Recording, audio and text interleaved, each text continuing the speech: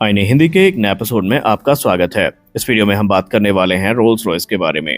Rolls Royce ने हाल ही में अपना जेट इंजन भारत को ऑफर किया और उस समय ये अनुमान लगाया ही गया था कि शायद रोल्स रॉयस इस क्षेत्र में एक बड़ी उपलब्धि हासिल कर सकता है और उनको विजेता के तौर पर देखा जा सकता है। ये सारी बातें चल ही रही थी कि अचानक से इंटरनेट में कुछ तस्वीरें वायरल होती हैं और ये तस्वीर होती है रोल्स रॉयस की फैसिलिटी की। अब आप सोचेंगे इसमें बड़ा बात क्या है। इसमें बड़ी बात यह है कि इस फैसिलिटी की जो फोटो वायरल हुई है, इसमें हमें इंडियन डेलीगेशन देखने को मिला है, जिसमें हमें डिफेंस सेक्रेटरी के साथ साथ जो वहाँ के कमिश्नर हैं और दूसरे जो आला अधिकारी हैं वो देखने को मिले हैं। जिसके बाद से इंटरनेट मीडिया पर यह दावा किया जा रहा है कि रोल्स रॉयस की तरफ से इंडियन जो डेलीगेशन है इसको ब्रीफिंग दी गई है अपने इंजन के बारे में, और जो रोड मैप है इस पर भी चर्चाएं हुई हैं। उसके बाद से ये अनुमान लगाया जाने लगा कि सैफरॉन और रोल्स रॉयस कौन विजेता होगा, किसके साथ हमें एम का इंजन का निर्माण होता दिखाई पड़ेगा। हालांकि इस पर स्पष्ट टिप्पणी तो नहीं करी गई है, लेकिन जो बातें अभी तक निकल के सामने आ रही हैं इस पूरे प्रोग्राम को लेकर, उसमें यही चीज़ समझ में आई है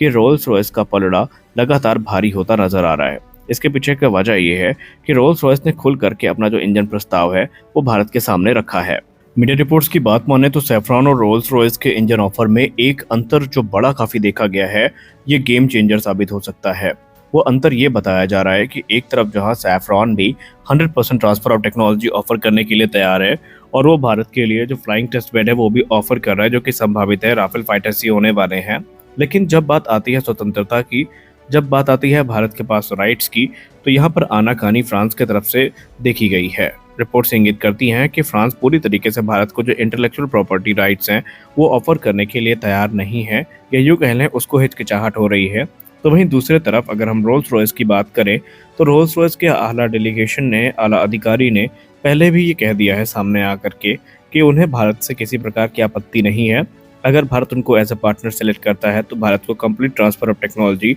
एक्सपोर्ट राइट और जो इंटेलेक्चुअल प्रॉपर्टी राइट्स हैं वो ऑफर किए जाएंगे। रोल्स रॉयस ने यह भी कहा है कि आने वाले भविष्य में जो नेक्स्ट जनरेशन इंजन टेक्नोलॉजी है वो जहां तक रिलेटेबल होगी, जहां तक उसको दिया जा सकेगा भारत को, वो उन टेक्नोलॉजीज को भारत के सामने पिच करेंगे और ये भारत के ऊपर होगा कि भारत उनको अडॉप्ट करना चाहता है या नहीं।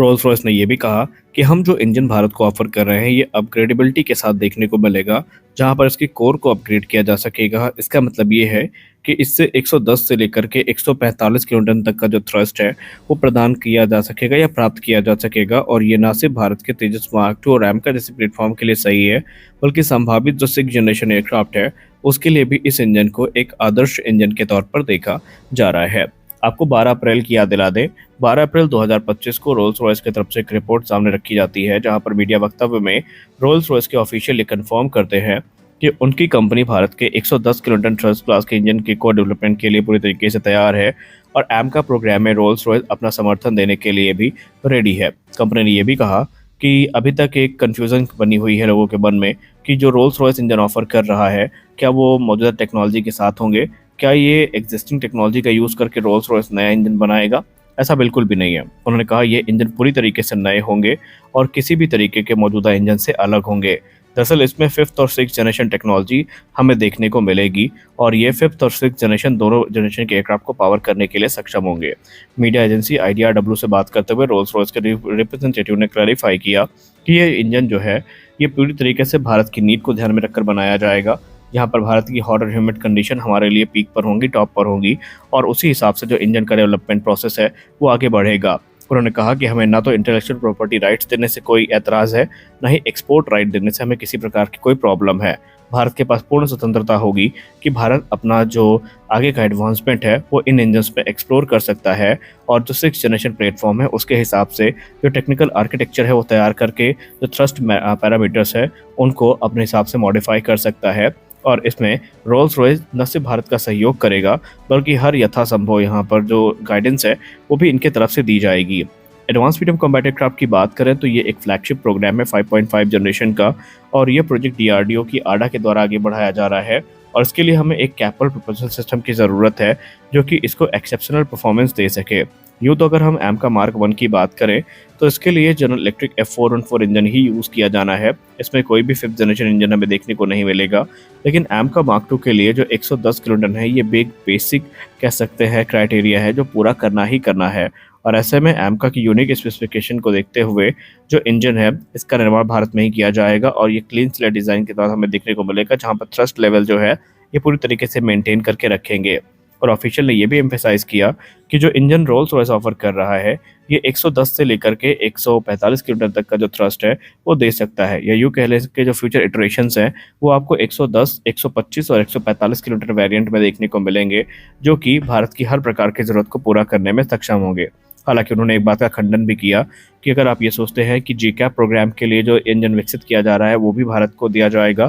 तो ये दोनों तरीके के इंजन अलग हैं, ये दोनों प्रोग्राम अलग है, इनका थ्रस्ट लेवल अलग है। हम जो इंजन ऑफर कर रहे हैं ये बेसिकली एक एडवांस इंजन होने वाला है, जहां पर भारत इस समय जो कह सकते हैं एडॉप्टिव साइकिल टेक्नोलॉजी है इसको भी देख रहा है, यानी कि मिशन रिक्वायरमेंट के हिसाब से जो थ्रस्ट लेवल है वो एडजस्ट किए जा सकते हैं, जिससे कि कॉम्बैट रेंज और एफिशिएंसी भी काफ़ी इम्प्रूव होगी। और सबसे खास बात तो ये है कि भारत का जो एमका मार्क 2 है इसको लेकर माना गया है कि इसमें डायरेक्टेड एनर्जी वेपन सिस्टम भी यूज़ किए जाएंगे, यानी कि लेज़र वेपन्स को भी ये कैरी करेगा। तो ऐसे में हमको इंजन की पावर की ज़रूरत पड़ेगी और ऐसे में ये जो इंजन है रोल्स रॉयस और जीटीआरई का ये पूरी तरीके से सक्षम होगा। उन्होंने एमका के संदर्भ में बात करते हुए कहा कि ये इंजन एमका को पावर, रिलायबिलिटी और एडाप्टेबिलिटी ऑफर करेगा और ये 5.5 जनरेशन का जो एयरक्राफ्ट है भारतीय वायुसेना के लिए पूरी तरीके से सक्षम होगा। तो यहाँ पर अब एक चीज़ तो हम मान सकते हैं कि रोल्स रॉयस ने जो प्रस्ताव दिए हैं वो कहीं ना कहीं सैफरान को पीछे छोड़ते नजर आए हैं। रोल्स रॉयस ने कई बार इस चीज़ को अपना जो स्टैंड आउट फीचर बना के सामने रखा है कि हम कंप्लीट ट्रांसफर ऑफ टेक्नोलॉजी और इंटेलेक्चुअल प्रॉपर्टी राइट्स दे रहे हैं। इसके साथ साथ हम इस बात का आश्वासन भी देते हैं कि अगर ज़रूरत पड़ी तो जो रोल्स रॉयस है वो अपना फ्लाइंग टेस्ट बेड एयरक्राफ्ट भी भारत को मुहैया करवाएगा इंजन टेस्टिंग के लिए। रोल्स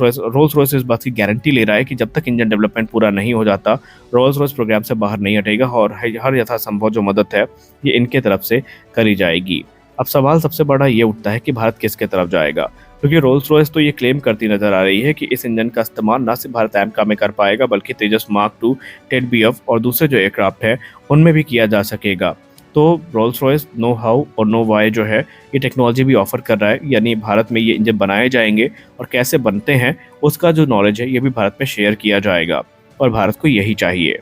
हालांकि इस रेस में इस रेस में जनरल इलेक्ट्रिक भी है, लेकिन जनरल इलेक्ट्रिक के chances almost next to impossible हैं, क्योंकि वो मौजूदा F414 इंजन का ही इनहैंस्ड वेरिएंट जिसको EPE के नाम से जाना जाता है, इनहैंस परफॉर्मेंस इंजन वही ऑफर कर रहे हैं। और हम सब जानते हैं कि जब बात आती है इंटेलेक्चुअल प्रॉपर्टी राइट्स की और एक्सपोर्ट राइट की तो अमेरिका उसमें कितना प्रोटेक्टिव है, इसलिए माना जा रहा है कि अब जो कंपटीशन बचा है वो इन्हीं दोनों कंपनीज के बीच में बचा है और इन्हीं में से किसी एक को विनर घोषित कर लिया जाएगा। डीआरडीओ चीफ ने ऑलरेडी भी कहा है कि आने वाले कुछ महीने इस क्षेत्र में काफ़ी महत्वपूर्ण होंगे, जहां पर हमें बड़ी अपडेट्स देखने को मिलने वाली हैं। तो आज के इस वीडियो में बस इतना ही, मिलता है अगले वीडियो में, तब तक के लिए जय हिंद।